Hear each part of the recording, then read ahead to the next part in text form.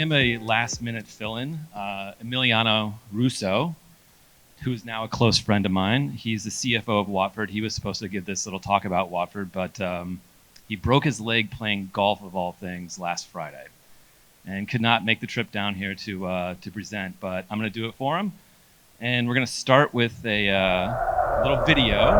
It's only 2 minutes.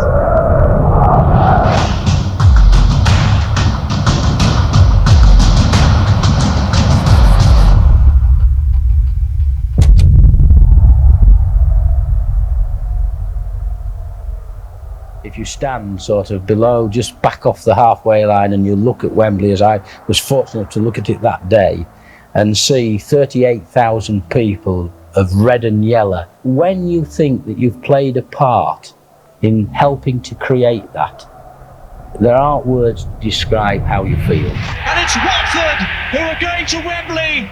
What I did say at the time, those 38,000 people just looked as if they were in heaven. The return for Dini, the draw! It's a club that is defined by nearly moments and deriving the strength from the nearly moments to push on and look at where they are now. Dini! Do not scratch your eyes! You are really seeing the most extraordinary finish here!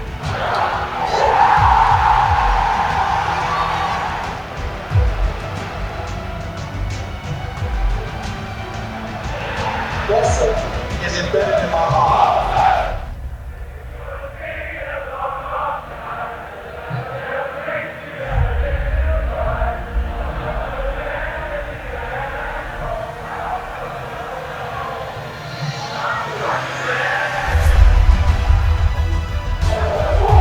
I think this is absolutely the level we can play at. I'll be demanding that of the players every time we go out there.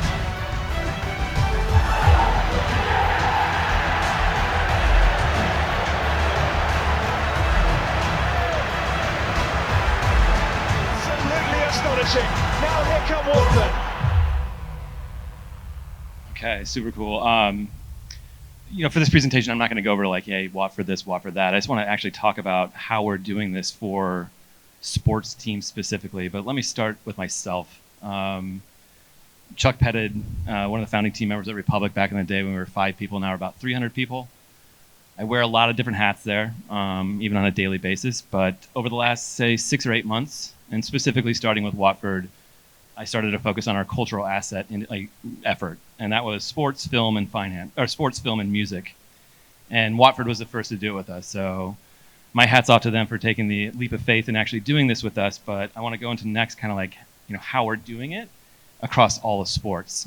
You guys have heard from Sam, so he's obviously got the film part of it down.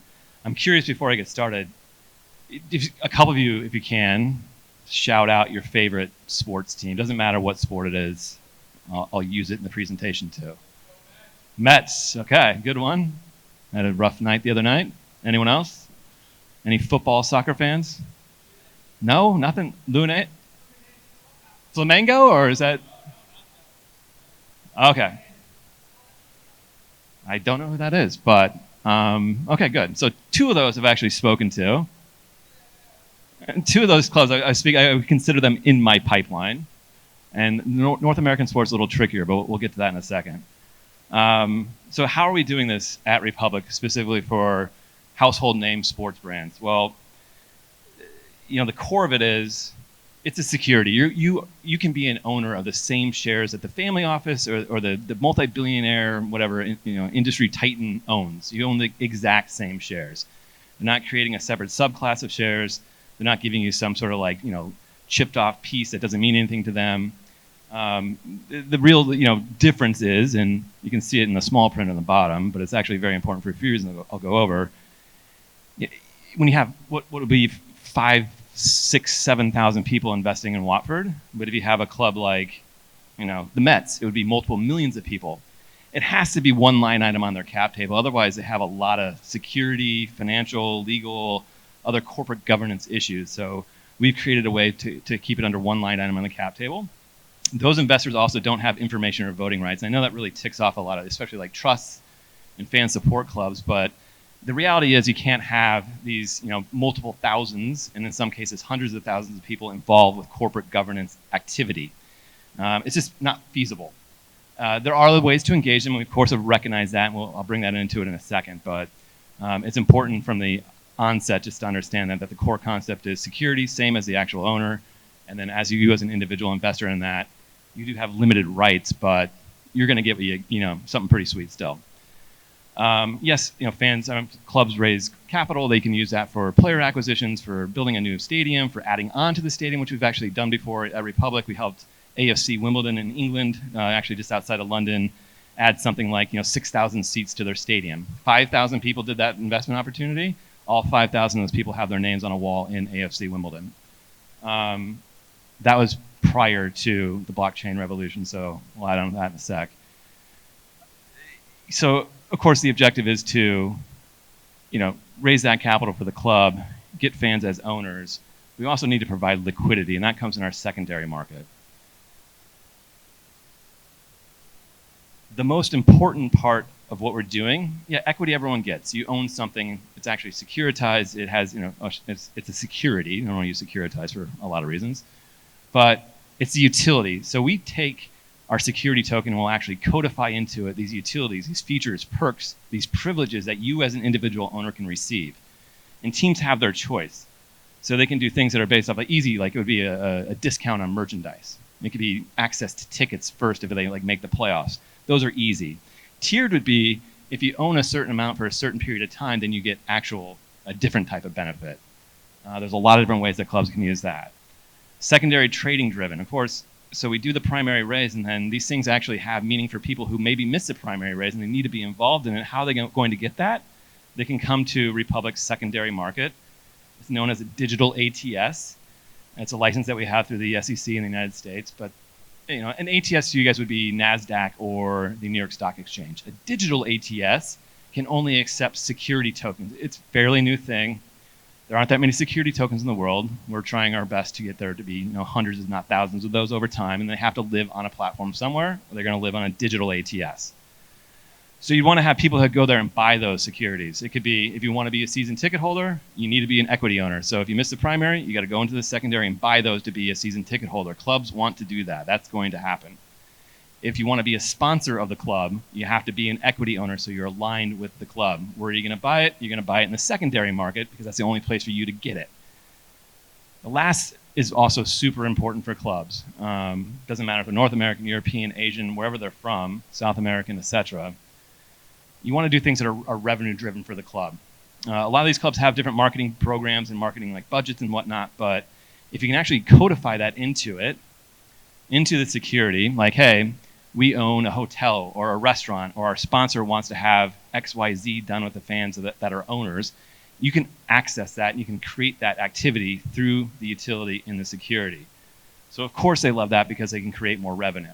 All right? So it's not, again, not just for Watford. This is something that I talked to with about 100 different clubs at this point across the globe, with 25, 30 of those actually proceeding and going forward. So there will be many more Watford, hopefully teams like the Mets, but I'll explain that in a sec. I kind of just gave you guys a breakdown of the different easy utilities. You guys probably all know Chili's and Socios. I would consider some of those to be the easy utilities. Those guys are great. They got that part of the world down pat. They're doing amazing stuff in that function. To be honest, I'm trying to look to partner with them, but we'll see how that goes. I love what they do, but they don't have the security part of it. They don't have that security component, which makes it a lot more easy for these clubs to tolerate and to stomach, which means there's going to be a lot more opportunities for individuals across the globe who want to do $25 or $50 or something even smaller into the club that they love. Kind of went over the tier, went over the different revenue-driven ones, etc. But I actually want to take a step back and give you guys a broader view across all of the sports landscape. So yes, English football, European football is extremely easy because the rules allow it, the leagues allow it. So when the good-looking gentleman back here mentioned the New York Mets, well, unfortunately today in North American sports, and especially the Big Four, Major League Baseball, NFL, NHL, and NBA, their league rules don't permit what we do. Anytime you see someone who says they have access to be able to invest in a club like that in those leagues, they're probably full of it. There may be private equity opportunities, but those are also extremely restrictive, limited, are only for uber ultra high net worth individuals. So the route there, and not so much the Major League Baseball, to be honest, which is a good thing. They're a little less restrictive, but the route with the NFL and NBA will have to go through their legal departments and their finance committees. I already have, say, 10 to 12 teams in each of those leagues who are supportive because they want to actually do this for their fans. Just basically telling you guys that these opportunities will come to you soon enough. We'll actually be an owner, just like Steve Cohen, who owns the Mets. You can sit on the same side of the equity table as Steve Cohen. If you guys don't know the New York Mets, they're right now in a heated battle with the Los Angeles Dodgers for the National League Championship Series. We'll see how that unfolds. Shohei's pretty good, but the Mets have their amazing attitude going. NBA same way, NFL's the same way, but the positive part is that they actually have recognized, they know that their private equity routes of like allowing capital to come in is not going to be, not going to be enough. Letting individuals like ourselves and everyone who's downstairs and everyone who's like watching on video or may watch this later on, it's a massive opportunity. And yeah, I'll get to this tech part of it in a second, but put it in perspective. You have the Green Bay Packers in the United States. They're the only publicly owned sports franchise in North America. And it's a very funky situation. People who own that equity actually don't own any rights to anything. There is no exit, possibility. There is no dividend.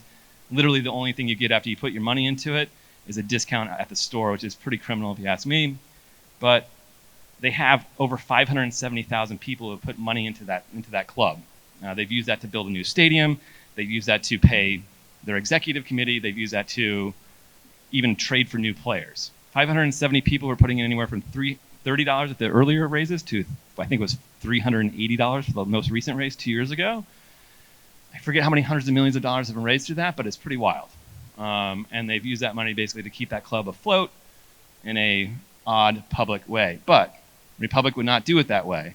Our owners, just like they will be through Watford, kind of like they are a little bit different through the revenue share program that Pressman Film is doing, actually have a collateral right, and they can actually make money on the deal. Now, it's going to take a while. In every club, in the world, it doesn't matter if you're the New York Yankees, which actually has a huge chunk of their equity for sale today, or you're the, Flamengo or Botafogo or who you name it, right? Clubs in the world, they're for sale. So the point of that is that they will eventually do something, whatever it be, 1 year, 3 years, 5 years, 7 years, where the fans actually will get exited. They'll receive maybe the principal back, maybe more than their principal back, but all the while, they're going to have these utilities that are going to keep them engaged and keep them active with the club, right? If you are an owner of a club and you're already a fan of the club, this is just all value add to you. These are all catered to you as the fan. And that's wildly important. It's also only possible through chains like Avalanche. We have a long history with Avalanche. We actually helped them create their Avalanche token back in 17, 18, 18, 19. I kind of forget, but we're deeply grateful to them. We're deeply grateful for them having us to their events and whatnot. And we're going to be bringing them more sports deals, more film deals, more music deals, etc. Because it can only happen in an efficient and mathematically efficient way on a blockchain. If you put $50 into Watford, you put $50 into the New York Mets, and you say they did have a dividend. That's just not, it's not common, but they do. How are we going to make that payment out to you through like standard rails that are used in the traditional markets today? You can't. It'd be too cost ineffective. If I had to send you an ACH or a wire, I did it through like a credit card, your whole return on investment would be gone. But through blockchain, we can actually do that. And we can have these tracked by KYC, AML'd, identified individuals who the owners always know and they always have a great relationship with. So I'm going to stop there. If you guys have questions, I would love them. If you don't, totally cool. I know the bar's open. I'd like to get some wine myself, but I can wait a second. Do we have any questions? No more questions? Yeah, there. It is really hot up here. Kind of sweating hot. I was schwitzing hard. Beyond ownership, a question. Are you allowed to bet on your team if you're an owner? You know, I would not be surprised if the NBA and especially the NFL ban you from doing it if you're an owner. And it's actually a great question because now I can use that in my legal conversations with their general counsel offices, and they'll love that. Thank you.